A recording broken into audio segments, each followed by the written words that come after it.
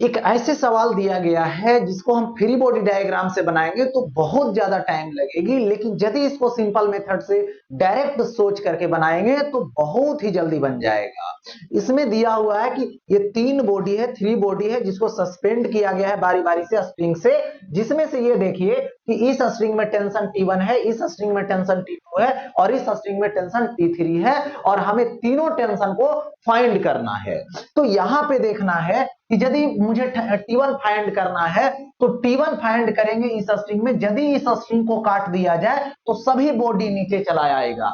इसका मतलब है कि जो T1 है वो सभी के वजन को रोक के रखा है, यानी सभी को रोक के रखा है। तो ऐसे सवाल को करने के लिए क्या करना पड़ेगा, जो T1 होगी वो सभी को रोके हुए है, यानी सभी के वेट को बैलेंस किए हुए है। तो सभी का वेट कितना होगा, टोटल मास कितना होगा, 2 और 4 6 6 6 12, यानी 12 इंटू क्या करोगे जी, यानी कितना होगा 120 न्यूटन, यानी T1 का वैल्यू निकल गया।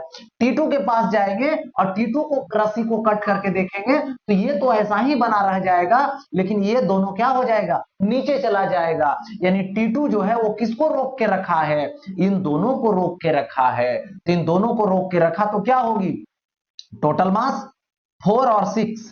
तो यहां पे T2 किसका वेट बैलेंस करेगा, इन दोनों के वेट को, यानी 4 और 6 10 होगा और 10 जी लिख दोगे, यानी 10 इंटू 10 कितना आएगा, तो ये 100 न्यूटन आएगा। T3 के पास जाएंगे और T3 के बारे में सोचेंगे तो T3 को कट करेंगे तो केवल 6 केजी नीचे गिरेगा और ये दोनों वैसा ही रह जाएगा। इसका मतलब है कि T3 किसको रोक के रखा है, तो यहाँ पे 6 केजी को रोक के रखा है, यानी T3 is equal to 6G, यानी 6 इंटू 10 यानी 60 न्यूटन। तो इस तरह के सवाल को ऐसे सॉल्व करेंगे, दैट सोल्व। फिर मिलते हैं नेक्स्ट के साथ।